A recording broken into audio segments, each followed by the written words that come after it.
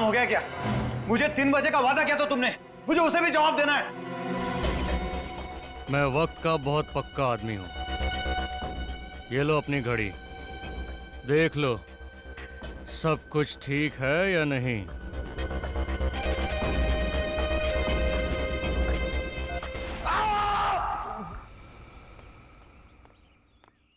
अरे भैया संभाल के, धीरे धीरे। देखो इसमें मेरी बहुत महंगी क्रॉकरी है, पढ़ो।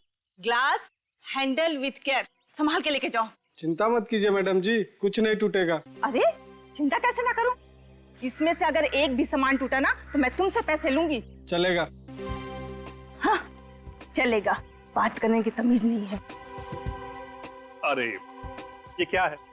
मैंने आप लोगों से कहा था गाड़ी से सामान उतार कर सीधे अंदर ले जाना, यहाँ फैला दिया। चलिए टाइम मत वेस्ट करिए, ले जाइए अंदर।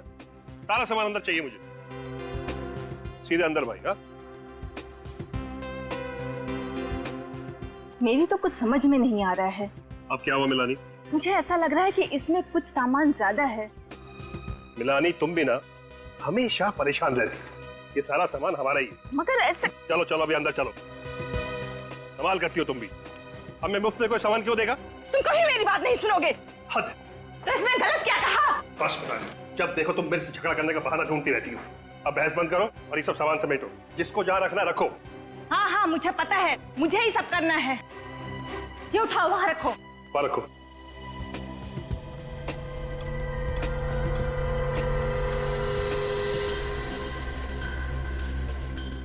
चलो चलो जल्दी लाओ सामान सब।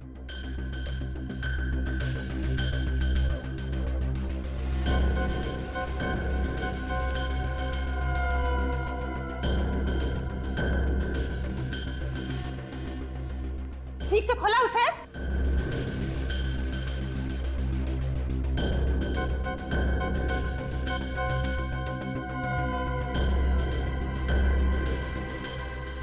आप?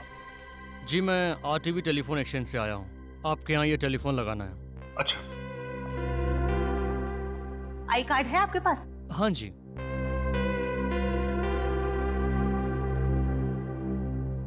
चलो छोड़ो, आप आइए मेरे साथ। टेलीफोन बेडरूम में लगा लो, आइए। जी। अरे घड़ी क्या देख रही हो, काम करो जल्दी। इतना काम पड़ा है। मिलानी ये तो कह रहा है कि बेडरूम में टेलीफोन का कनेक्शन खराब हो गया, फोन यहीं हॉल में लगेगा। बेडरूम का कनेक्शन खराब है? जी मैडम। नहीं नहीं, हॉल में फोन मत लगाना। जब भी फोन बजेगा मुझे ही उठाना पड़ेगा। बेडरूम का कनेक्शन आज ही ठीक कर दो। माफ कीजिएगा मैडम, आज तो हो नहीं पाएगा। आपके घर के अलावा मुझे 2 और घरों में जाना है। अरे छोड़ो ना, तुम बिल्कुल फिक्र मत, फोन यहीं लग जाने दो। जब भी घंटी बजेगी मैं खुद आके उठाऊंगा बस। तुम उठाओगे? सुस्ती के पहाड़। जबान संभाल के बात करो मिलानी, जो मुंह में पक देती हो। जो तुम्हारे दिल में आए करो। हाँ। अरे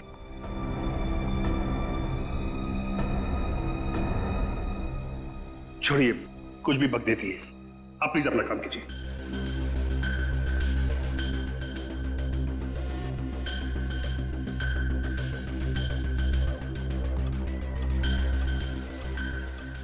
अब थोड़ा ही सामान बचा है, इसे कल सजाएंगे। जी। मिलानी तुम बिल्कुल फिक्र मत करो, हमारे पास वक्त ही वक्त है, आराम से सजा लेना। हाँ तुम तो बोलोगे ही, आखिर घर तो हमें ही सजाना है ना। तुम फिर से शुरू हो गई ना? क्यों, सच्ची बात कड़वी लगी? तुमसे तो बात करना ही बेकार है। हाँ, मैंने कहा ना, इनका कुछ नहीं हो सकता। रीमा, तुमने घर के सारे खिड़की दरवाजे बंद कर लिए ना? जी मैम साहब। ठीक है, तुम जाओ सो जाओ, मैं भी सो जाती हूँ। जी।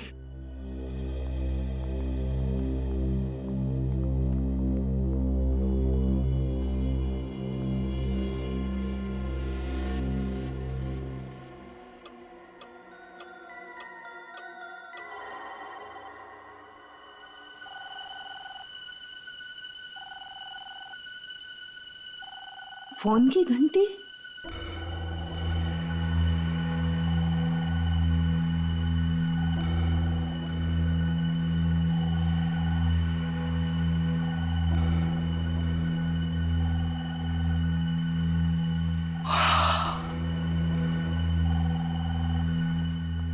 फोन लगाया नहीं कि फोन बजना शुरू। अभी तक तो पड़ोसियों से भी जान पहचान नहीं हुई। इतनी रात को किसका फोन हो सकता है? हेलो मिलानी, मिलानी ये क्या हो गया? सब खत्म हो गया। मिलानी, काश काश मैं गया होता वो फोन उठाने तो ये सब कुछ नहीं होता। मिलानी, तुम जैसी भी थी मेरी पत्नी थी। मिलानी, तुम मेरी पत्नी थी। कैसे हुए इसे?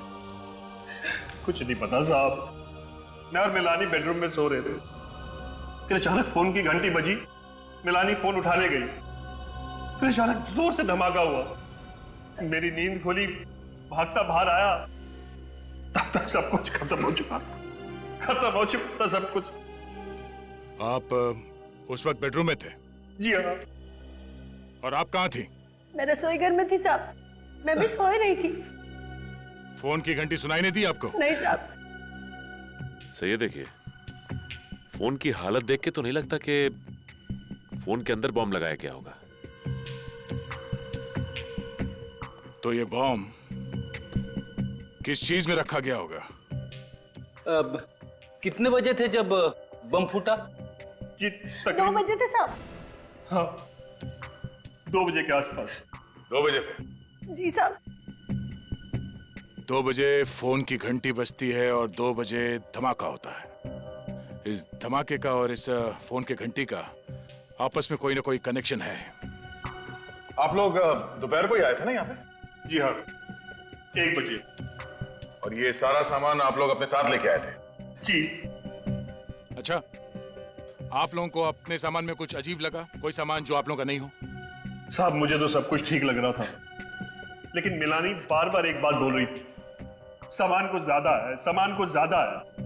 सामान ज्यादा है? अच्छा ये बताइए कि पूरे दिन में कुछ भी ऐसा हुआ जो आपको अजीब सा लगा? अजीब? वो टेलीफोन वाला आदमी साहब? हाँ, वो टेलीफोन वाला आया था कनेक्शन के लिए।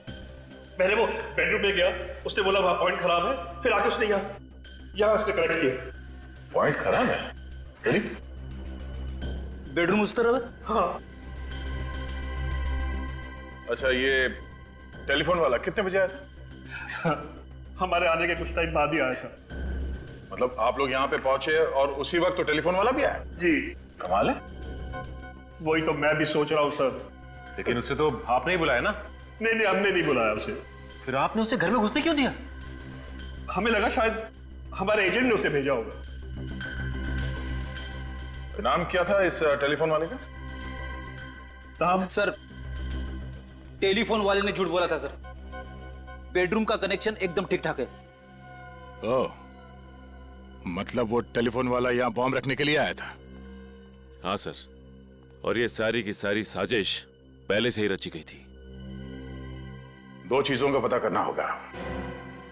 एक तो ये बॉम्ब किस चीज में रखा गया था, और दूसरा वो फोन कॉल किसने किया था। आप जरा अपने एजेंट का नाम और सेल नंबर दीजिए हमें। इस बार हम 3 महीने का किराया एक साथ ही लेंगे। यस।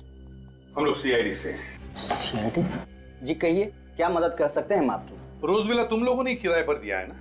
रोज विला मड़ वाला? हाँ भाई, तुम दोनों ने ही किराए पे दिया था ना वो विला, प्रतीक और मिलानी को। हाँ, हमने ही किराए पे दिया था रोज विला, मगर प्रतीक और मिलानी को नहीं सर। अच्छा, एक मिनट, क्या कहा तुमने? प्रतीक और मिलानी को नहीं? नहीं सर। अरे तुम लोगों ने ही दिया था ना 5 साल के किराए पर वो बंगला, वो रोज विला, प्रतीक और मिलानी को। ये कैसे हो सकता है सर? और कल रात उसी विला में बम फटने के कारण प्रतीक की बीवी मिलानी की मौत हो गई। क्या? ये क्या कह रहे हैं सर आप? सच्चाई यही है। हम पर विश्वास कीजिए सर, हमारे पास सारे रिकॉर्ड्स है। रोज विला तो हमने कानपुर में रहने वाले महंत और नताशा को किराए पे दिया था। महंत और नताशा को? हाँ सर। और सर, आप जिस प्रतीक और मिलानी की बात कर रहे हैं ना, उनको तो हमने मालवनी का लाल महल किराए पर दिया था। करण, तुमने क्या गड़बड़ी कर रखी यार? सारे पेपर्स तो तुमने ही बनवाए थे ना। अभी तुम ही जवाब दो। सर, मुझसे ही गलती हो गई शायद। दोनों लोग एक ही दिन मुंबई आ रहे थे और दोनों को घर लेने की इतनी जल्दी थी कि बंगलो देखे बगैर डील पक्की कर दी। बकवास मत करो। आजकल के जमाने में कोई प्रॉपर्टी देखे बिना डील करता है क्या? और इस केस में एक नहीं दो लोग, प्रतीक और महंत, बिना घर देखे वहां रहने चले जाएंगे। सर उन्होंने कहा कि वो किसी समस्या में उलझे हुए हैं, वो बंगला देखने नहीं आ सकते और अच्छा किराया भी देने के लिए तैयार थे, इसलिए हमने भी ज्यादा सवाल नहीं पूछे। सर इसीलिए कागजात बनाते वक्त मुझसे गलती हो गई और जल्दबाजी में बंगलों की अदला बदली हो गई। जल्दबाजी में बंगलों की अदला बदली हो गई। और वो बॉम्ब, रोज विला में जो बॉम्ब था, उसके बारे में क्या जानते हो? सर उस बम विस्फोट के बारे में हम कुछ नहीं जानते। ये रोज विला का असली मालिक कहाँ है? सर वो बेंगलोर में रहते हैं, वो पार्टी से मिले भी नहीं, उन्होंने पेपर साइन करके भिजवा दिए। ये कैसे समझौता है? बंगलों का मालिक किराएदार की जांच पड़ताल नहीं करता है, किराएदार बंगलो देखे बिना वहां रहने चला जाता है, ऐसा कभी होता है क्या? और एक बात बताओ, वो टेलीफोन वाला जो रोज विला में गया था, तुमने ही भेजा था उसे? नहीं सर। तो फिर किसने भेजा? सर रोजविला में तो टेलीफोन का लाइन हमने 15 दिन पहले शुरू कर दिया था, तो हम क्यों भेजेंगे टेलीफोन लाइन वाले को? तुम्हें कुछ नहीं मालूम है, सब पता चल जाएगा। सर ये रोज विला में महंत और नताशा रहने जाने वाले थे, तो इन लोगों से भी पूछताछ कर ही लेते हैं सर। हाँ मिलते हैं महंत और नताशा से, लेकिन अभिजीत पता लगाना पड़ेगा ये टेलीफोन वाला है कौन जो रोज विला में गया था। किस लिए गया था ये रोज विला में टेलीफोन वाला? राकेश ये कुल मिलाकर 50 डिफॉल्टर्स हैं। एक काम करो, इन सब के पास एक आखिरी नोटिस भेजो और उसके बाद इनकी लाइन डिस्कनेक्ट कर देना। ठीक है सर।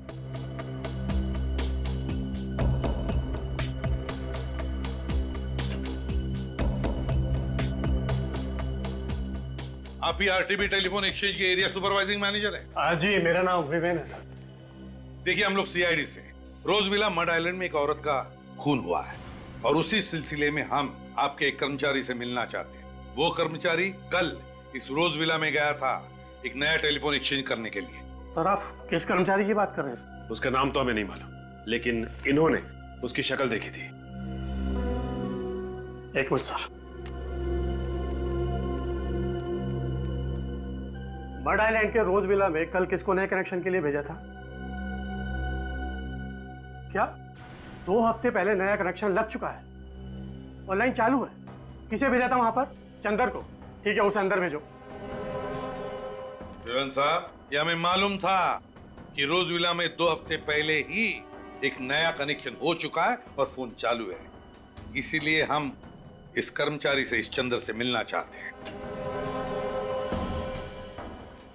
आपने मुझे बुलाया सर? हाँ चंदर, ये लोग तुमसे मिलना चाहते हैं। साहब ये वो आदमी नहीं है जो कल रोज विला में आया था। ठीक से याद है ना तुम्हें? ये वो आदमी नहीं था? नहीं साहब, ये वो आदमी नहीं था। मैडम ने उसका आईडी भी चेक किया था। ये वो आदमी नहीं है? ये चंदर नहीं है? तो फिर चंदर जी तुम्हारे नाम पर कोई और कैसे गया था रोज विला में नया टेलीफोन कनेक्शन करने के लिए? कैसे गया था कोई और? क्यों? क्या तुमने तुम्हारा आइडेंटिटी कार्ड किसी और को दिया था? दिया था या नहीं? बताओ तुम्हारा आई कार्ड बताओ, बताओ तुम्हारा आई कार्ड। नहीं सर।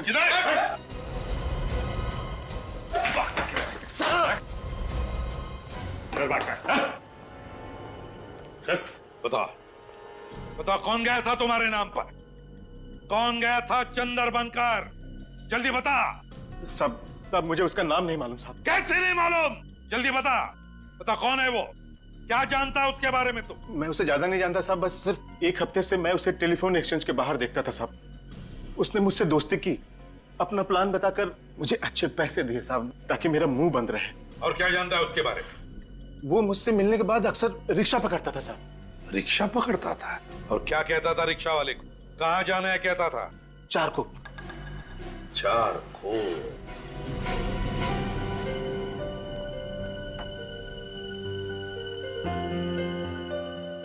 साहब जी खाना लगा दिया है, खा लीजिए, ठंडा हो जाएगा। नताशा मैम साहब अभी तक उठी नहीं। अखबार पढ़ते पढ़ते समय का पता ही नहीं चला। और ये नताशा भी ना, उसकी नींद की गोलियां कम करनी पड़ेगी। वैसे भी नताशा मैम साहब ने तो अलार्म लगाया था ना। इस समय कौन है? आप? मन तो नताशा घर में है, हम लोग सीआईडी से हैं। सीआईडी? हाँ। कहिए, मैं ही महंत हूँ। देखिए, रोज विला में जो वारदात हुई है उसके बारे में पूछताछ करने आए हम लोग। हाँ, अमित ने सब कुछ बताया मुझे उसके बारे में। स्टेट एजेंट अमित ने सब कुछ बताया? जी। आप जरा ये फोटो देखिए। इन दोनों में से किसी को जानते हैं आप?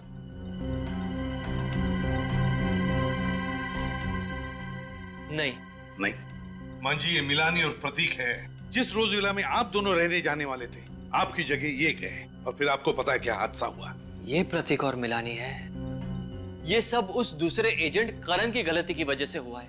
न वो बंगलों की अदला बदली करता और न ही ये सब कुछ होता। लेकिन मान जी, बात अलग है। हमें शक है कि रोज विला के बॉम्ब फटने से मिलानी की जो मौत हो गई, वो बॉम्ब प्रतीक और मिलानी के लिए नहीं बल्कि आप दोनों के लिए था। आप लोगों के लिए। कि हम लोगों के लिए? जी हाँ। लेकिन हमें कौन मारना चाहता है? नताशा कहाँ है? आपकी बीवी कहाँ है? नताशा वो तो सो रही है। गॉड, 2 बज गए और अब तक सो। नताशा! नताशा! नताशा!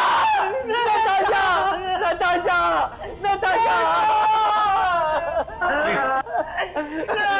छोड़ दीजिए मुझे, छोड़ दीजिए मुझे, मुझे मुझे मुझे नताशा के पास जाना है। मान जी, मान जी,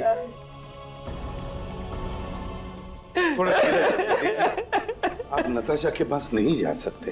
अगर आप गए तो कोई एविडेंस होगा तो नष्ट हो जाएगा। प्लीज, हम आपका दुख समझें।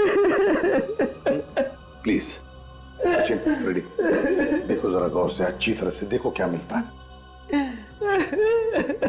नताशा!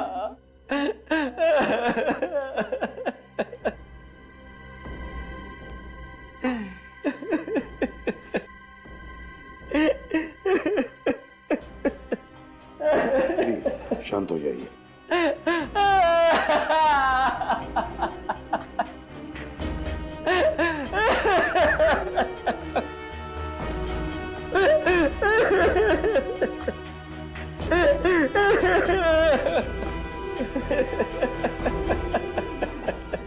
सर, घड़ी के टुकड़े, अलग अलग घड़ियों के। इतने सारे घड़ियों के टुकड़े?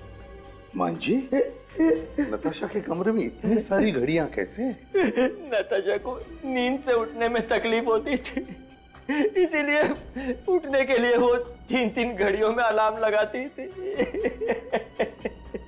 3-3 घड़ियों? तो कहीं बॉम्ब इन घड़ियों में तो नहीं फिट किया गया था? बात बताइए, क्या ये घड़ियां नताशा ने खरीदी थी? जी हाँ। कहाँ से खरीदी थी, आप बता सकते हैं? यही पास ही में एक दुकान है, नीड्स नाम की, वहीं से खरीदी थी। नीड्स?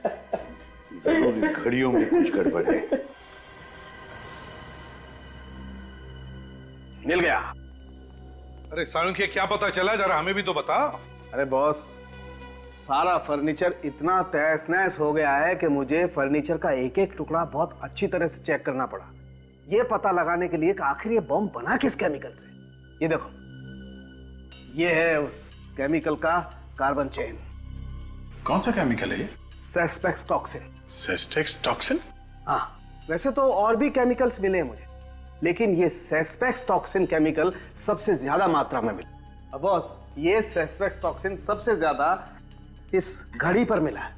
इतना ही नहीं, इस घड़ी पर मुझे उस बॉम्ब के डेटोनेटर के अंश भी मिले। इस घड़ी के टुकड़ों पर से? इसका मतलब है कि बॉम्ब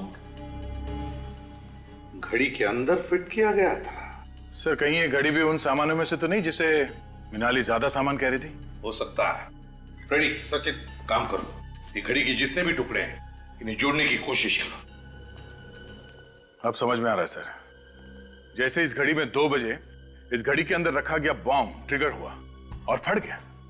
सर, ये कोई इत्तेफाक नहीं है कि रात 2 बजे फोन की घंटी बजती है, मिलानी उस फोन को उठाने के लिए हॉल में आती है और उसी वक्त बॉम्ब फट जाता है। हाँ अभिजीत, एक बहुत बड़ी साजिश है ये। बस पता लगाना चाहिए कि ये फोन किया किसने था, किसने किया था फोन। सर, मुझे तो इस काम वाली बाई पे शक है सर। उस टाइम से कहा था कि ठीक 2 बजे धमाका हुआ था, मगर उसने कोई घड़ी नहीं पहन रखी थी, तो एग्जैक्टली धमाका कितने बजे हुआ उसे कैसे पता? इस काम वाली बाई से फिर से पूछताछ करनी पड़ेगी। लेकिन एक बात तो पक्की है कि बॉम्ब घड़ी में ही फिट किया गया था और जैसे ही घड़ी में रात के 2 बजे धमाका हो गया और मिलानी मर गई। एक बात और बॉस, ठीक ऐसा ही घड़ी वाला बॉम्ब सेम कॉम्पोजिशन का मुझे नताशा के घर के सामान में भी मिला है। और सर, इन दोनों बॉम्ब्स में से ये जो कीले, कांच और मेटल के टुकड़े मिले, ये तो किसी भी हार्डवेयर शॉप में से बड़ी आसानी से मिल सकते हैं। मतलब ये बॉम्ब देसी बॉम्ब है, क्रूड बॉम्ब? हाँ, ये क्रूड बॉम्ब ही है और इसे बनाने वाला जरूर कोई नौसिखिया होगा, लेकिन हाँ, उसे इंजीनियरिंग की बड़ी अच्छी जानकारी होगी, क्योंकि इसने घड़ी की सुई को ही बॉम्ब का ट्रिगर बना लिया। इंजीनियरिंग की जानकारी मतलब दोनों बॉम्ब एक ही तरीके से बनाए गए, एक ही तरीके से। पहला बॉम्ब फटा, मिलानी की मौत हो गई और बिल्कुल 24 घंटे के अंदर ही अंदर दूसरा घड़ी का बॉम्ब फटा और नताशा की मौत हो गई। लेकिन एक बात है, ये सब कुछ जो हुआ वो उस करण, उस स्टेट एजेंट की गलती की वजह से, उसकी गलती की वजह से घर की अदला बदली हो गई। मिलानी भूल से रोजविला मतलब नताशा के घर में पहुंच गई और नताशा मिलानी के घर में। इसका मतलब है कि खूनी ने बॉम्ब नताशा के लिए बनाया था, नताशा के लिए, मिलानी के लिए नहीं। और जब उसे पता चला कि नताशा जिंदा है तो ठीक वैसे ही बॉम्ब से उसने नताशा को भी मार दिया। तो ये देखिए,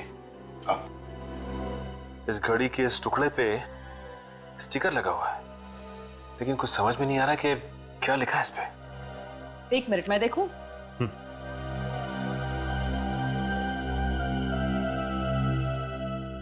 हाँ, अब देखिए, कुछ कुछ नजर आ रहा है।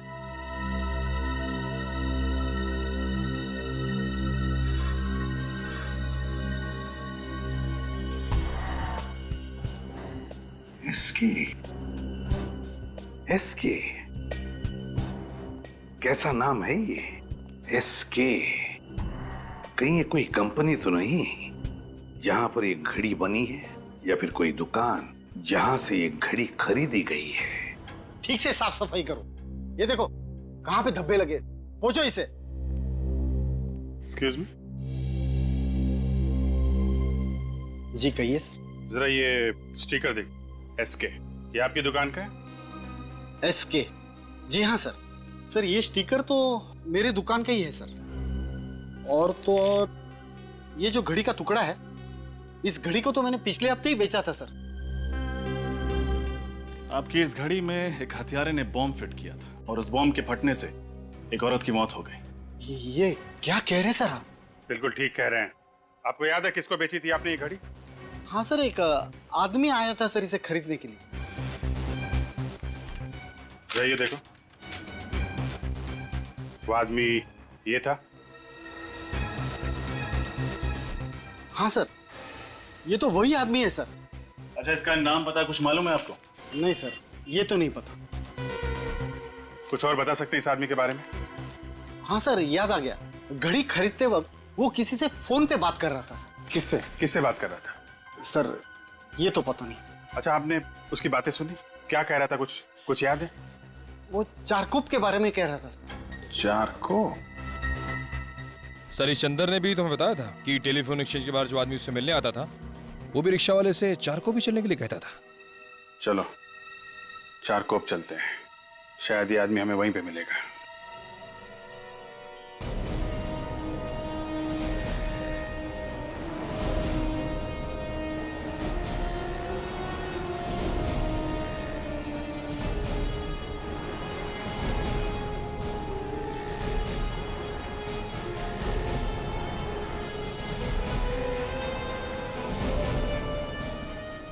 सर, कुछ नहीं पता चला।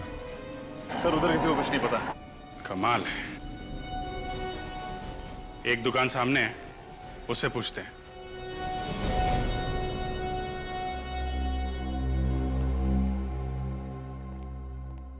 आप लोगों को क्या चाहिए साहब? हमारे सेठ बाहर गए हुए हैं। बाहर गए? जी साहब। कोई बात नहीं। आप जरा ये स्केच देखो। इस आदमी को देखा यहाँ आसपास? ये तो हमारे सेठ की तरह लग रहा है साहब। ये हमारे सेठ ही हैं। ये तो इनके सेठ निकले। खुद की इतनी बड़ी दुकान है। क्या नाम है तुम्हारे सेठ का? मकरंद साहब। मकरंद? जी साहब। निखिल, जरा वो टुकड़ा दिखाना इन्हें। ये देखिए।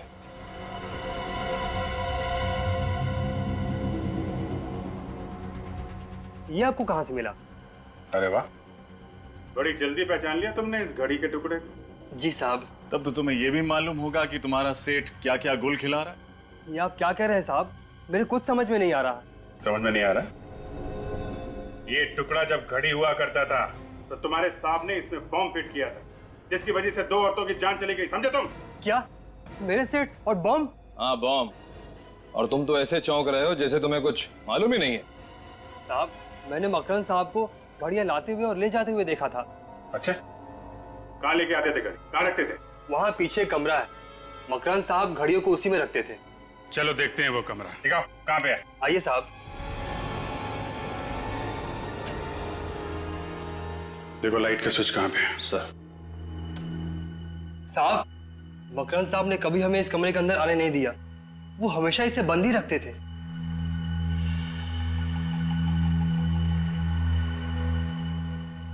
My God.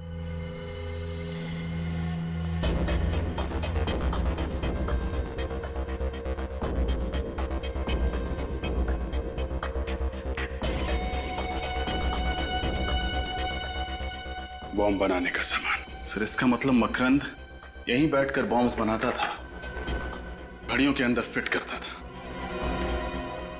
क्या ये सब? यहाँ इतना सब कुछ चल रहा था और तुम लोगों को कुछ पता नहीं चला?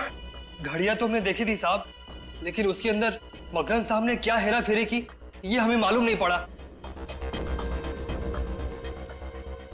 सर, ये देखिए, ये तो रोज विला की फोटोज है। यस सर, बंगलो खाली है और सारी तस्वीरों में बंगलो का अंदर का हिस्सा दिख रहा है और ये सारी तस्वीरें हर तरफ से ली गई हैं।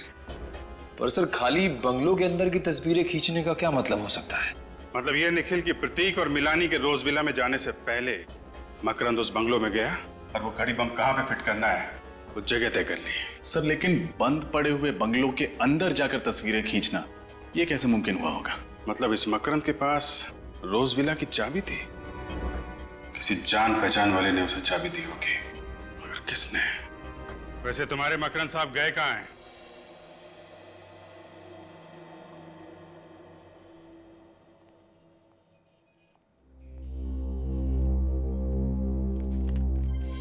ये आप ही की दुकान का बिल है? जी सर, ये बिल मेरी ही दुकान का है। तो फिर इस पर जो 3 घड़ियां बेची गई है नताशा को, वो किसने बेची? शायद सोहन ने ये घड़ियां बेची थी सर। तो बुलाओ इस सोहन को। वो आज काम पे नहीं आया सर। काम पे नहीं आया? क्यों? देखिए ना, परसों ही उसे काम पे रखा था और कल से गायब है। परसों काम पे रखा, परसों उसने घड़ियां बेची और कल से काम पे नहीं आ रहा है? कमाल है सर। लेकिन सर, जो घड़ियां नताशा जी को उसने बेची थी वो हमारे स्टॉक में थी ही नहीं। क्या मतलब है आपका? वो घड़ियां सर, घड़ियां। मैंने उसे पूछा भी कि वो घड़ियां कहाँ से लाया, तो उसने बताया कि हमारे स्टॉक में ही पड़ी थी। अगर तुम्हारे स्टॉक में नहीं थी तो फिर तुमने माना कैसे? अब सर, नताशा जी को वो पसंद आ गई थी, माल बिक रहा था, पैसे आ रहे थे, तो मैंने बहस नहीं की। तुम्हारी इस लापरवाही की वजह से क्या हुआ मालूम है? नताशा की मौत हो गई। Sorry sir. सॉरी। अभिजीत, ये सोहन जानता था कि नताशा यहीं पर आएगी, इसी दुकान में, तो 3 घड़ियां खरीदने के लिए। इसलिए इस सोहन ने ये घड़ियां बॉम्ब फिट करवा के बाहर से ले ली और यहाँ ला करके उसे बेच दी। मतलब सब कुछ पहले से ही तय था? हाँ, सब कुछ पहले से ही प्लान था। सोहन का पता है तुम्हारे पास? जी सर, उसने जिस नंबर से मुझे फोन किया था वो नंबर मेरे मोबाइल में होगा। नंबर दो जरा। जी, 03622 91919। 919? जी सर, क्या हुआ? ये नंबर तो स्टेट एजेंट करण का है। करण का? हाँ सर, उस दिन जब हम लोग ऑफिस में गए थे तो मैंने उससे नंबर ले लिया था। लगाओ इसे, देखते हैं।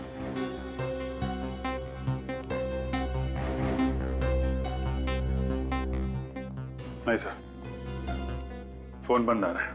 फोन बंद आ रहा है? सर, इसका मतलब करण और सोहन एक ही आदमी है और वो सोहन सिर्फ इसलिए बना था ताकि वो बॉम्ब वाली घड़ियां नताशा को बेच सके। हाँ अभिजीत, मुझे तो लगता है मकरंद को रोज विला की चाबी भी इसी करण ने दी और नताशा की मौत का कारण भी यही है, ये करण। इस करण को उठाते हैं।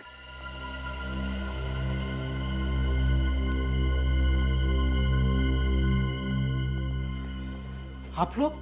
करण कहाँ है? आपको मालूम नहीं सर? क्या मालूम नहीं? करण की आज सुबह ही मौत हो गई। क्या? करण की मौत हो गई आज सुबह? कैसे? एक्सीडेंट, ट्रक ने उसे उड़ा दिया। वो हॉस्पिटल तक भी नहीं पहुंच पाया बेचारा। एक्सीडेंट या खून? क्यों एक्सीडेंट या खून? अभिजीत, मुझे तो यही लगता है ये एक्सीडेंट नहीं खून है। खूनी को पता चल गया कि हम करण को उठाकर उससे सच उगलवा लेंगे, तो उसने उसका खेल ही तमाम कर दिया। अच्छा ये बताओ, ये जो बंगलो आपस में बदले थे, ये गलती सिर्फ करण की थी या फिर? नहीं सर, वो सिर्फ करण की वजह से हुई थी। फिर भी तुम कुछ जानते हो, हमें पता है। क्या जानते हो बताओ जल्दी। देखो घबराओ मत, सच सच बताओ तो तुम्हें कुछ नहीं होगा, कोई कुछ नहीं करेगा तुम्हें। बताओ क्या जानते हो। देखिए सर, वो पिछले 2 दिन से काफी डरा हुआ, उसके मन में कोई राज था। राज? कैसा राज? वो राज बताने से पहले उसकी मौत हो गई। क्या जानता था ये करण जिसकी वजह से उसकी मौत हो गई? करण के घर की तलाशी लेते हैं सर। सर वो इतना डरा हुआ था कि 2 दिन से ऑफिस में ही सो रहा था। क्या? 2 दिनों से वो ऑफिस में ही सो रहा था? वो घर गया ही नहीं? घर गया ही नहीं। करण 2 दिनों से घर गया ही? ये क्या है अभिजीत? पिछली बार जब हम यहाँ आए थे तब तो ये पेंटिंग नहीं थी, है ना? हाँ सर, ये 2 दिन पहले ही खरीदी है। किसने? करण ने। 2 दिन पहले करण ने ये पेंटिंग खरीदी? 2 दिन पहले? है ना बड़ी अजीब बात। एक आदमी जिसके सिर पर मौत मंडरा रही है, जो 2 दिन से डर के मारे अपने घर नहीं जाता लेकिन ऑफिस में सोता है, वो आदमी 2 दिन पहले ये पेंटिंग खरीदता है। क्यों? क्यों खरीदता है ये पेंटिंग?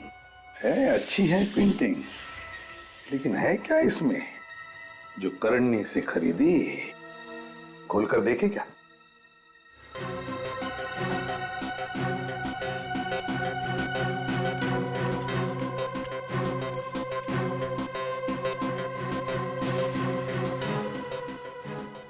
ओ, ये क्या है? Blank envelope. कुछ है इस एनवलप में।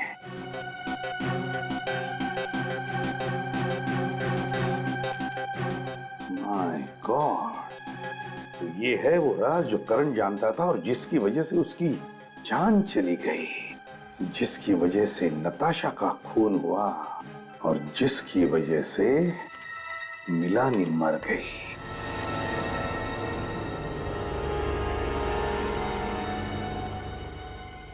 सोलापुर की इतनी सारी बसें निकल गई, लेकिन ये मकरंद अब तक दिखाई नहीं दिया। सर कहीं उसे पता तो नहीं चल गया कि हम लोग आने वाले हैं?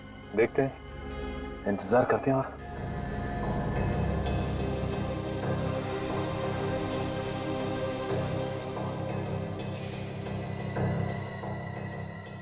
वो देखो निकल, चश्मे वाले के बगल में वो आदमी बिल्कुल मकरंद जैसा लग रहा है।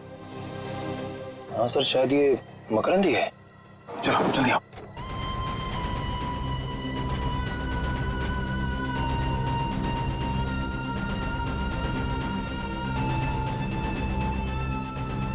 मिस्टर मकरंद। कौन हो तुम लोग और मेरा नाम कैसे जानते हो? मकरंद बाबू, हम लोग सीआईडी से हैं। सीआईडी? अगर आप लोग सीआईडी से हैं तो मैं इसमें क्या कर सकता हूँ? कुछ नहीं, हम ही करेंगे जो करना है। वैसे आपको याद होगा कि नताशा मिला नहीं और घड़ी बॉम्ब। ओह, तो आप लोगों को सब पता चल गया। लेकिन आप लोग मेरा कुछ बिगाड़ नहीं सकते, क्योंकि आप लोगों के पास मेरे खिलाफ कोई सबूत नहीं है। सबूत है मकरंद, सबूत है। करण मरने से पहले तुम्हारी काली करतूतों का चिट्ठा एक कागज पे लिख कर गया था, और वो कागज का टुकड़ा हमारे पास है, सीआईडी के पास। अब चुपचाप अपना जुर्म कबूल कर लो, वरना भागता किधर है?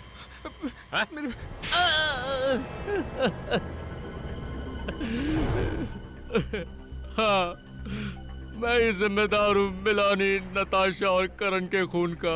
ये सारे खून तुमने किए क्यों? पैसों के लिए। करण को किसी तरह पता चल गया कि मुझे बॉम्ब बनाने आता है।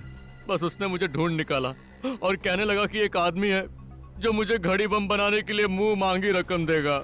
और फिर तुमने बड़ी सफाई से वो फोन मिलानी के घर के हॉल में फिट कर दिया ताकि वो फोन उठाने आए और उसकी मौत हो जाए। हाँ, पहले मैंने रोज विला के अंदर घुसकर अच्छी तरह जांच पड़ताल की और फिर जिस दिन प्रतीक और मिलानी वहां रहने आए, मैंने चुपके से वो घड़ी वाला कार्टून टेम्पो के अंदर रख दिया। और बाद में जब मैं टेलीफोन वाला बनकर अंदर गया तो उस वक्त मैंने देख लिया कि घड़ी वहीं लगी हुई है। तब मैंने ये ठान लिया कि मैं फोन हॉल में ही लगाऊंगा। और जिस दुकान से नताशा ने घड़ियां ली थी उसमें भी बम मैंने ही लगाया था। और करण की मौत को तुमने बड़ी सफाई से एक्सीडेंट का रूप दे दिया। करना पड़ा, क्या करता। वो आप लोगों के सामने अपनी जबान खोलने वाला था, इसलिए उसे भी रास्ते से हटाना ही पड़ा। और ये सब कुछ करने के लिए तुम्हें पैसे किसने दिए? पैसे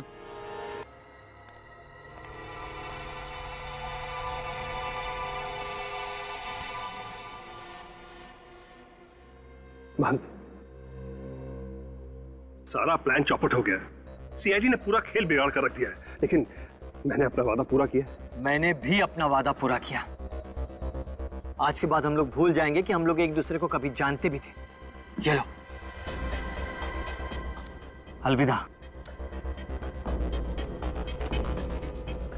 प्रतीक, नहीं, बैग को हाथ मत लगाओ। पीछे हटो। बैग खोलना नहीं, पीछे हटो।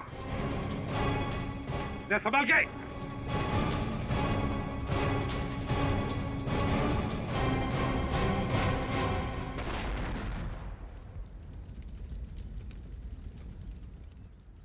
गद्दार, तूने मुझे मारने की कोशिश की। मैंने कुछ भी नहीं किया। ये सब इसी का किया हुआ है। झूठ बोल रहा है सर। दरअसल ये आप लोगों को भटकाने की कोशिश कर रहा है। प्लान इसी का था, इसी ने बनाया था। ये बोल रहा है साहब। मैं बता झूठ बोल रहा है। अरे कमाल कर रहा है। मैंने कुछ नहीं किया साहब। मेरा ये झूठ बोल रहा है। इसने क्या किया और क्या नहीं अभी पता चल जाएगा।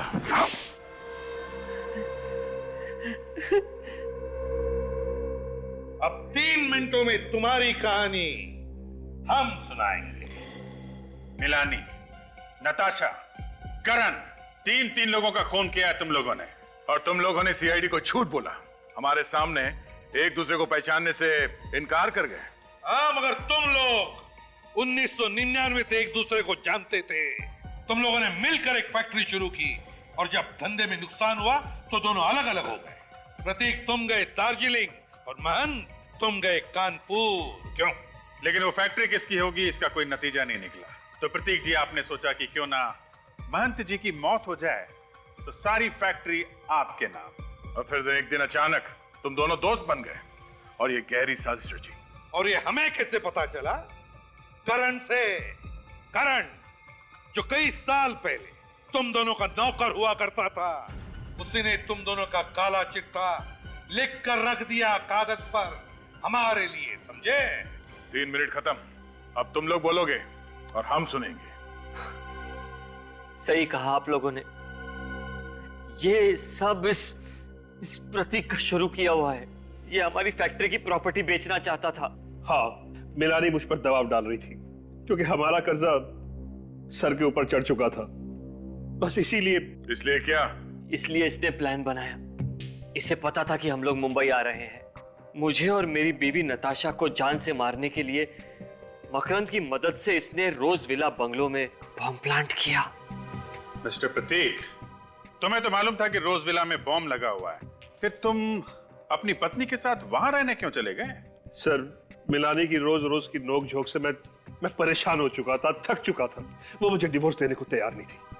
इसलिए जब मुझे पता चला कि करण से गलती हो चुकी है तो मैंने सोचा क्यों ना इस मौके का फायदा उठाया जाए और इसी बहाने मिलानी से अपना पीछा भी छुड़ा लिया जाए। और मिस्टर महंत, जब आपको पता चल चुका था कि प्रतीक आप दोनों की जान लेना चाहता है तो आपको सीआईडी के पास आना चाहिए था। आप हमारे पास क्यों नहीं आए? क्योंकि ये भी दूध का धुलावा नहीं है सर। मिलानी के मौत के कुछ घंटों बाद ही इसने मुझे फोन पर धमकी दी और हमारी पुरानी जगह पर मिलने को कहा। कुछ साबित नहीं कर पाओगे मान तुम, इससे कोई फायदा नहीं होने वाला। बिना मेरे फायदे के मैं अपना वक्त बर्बाद नहीं करता प्रतीक, नेवर। तुमने मुझे और मेरी बीवी नताशा को बॉम्ब ब्लास्ट में उड़ाने का बहुत अच्छा प्लान बनाया था, मगर भला हो उस करण का जो उस बॉम्ब ब्लास्ट में तुम्हारी बीवी मिलानी ही मारी गई।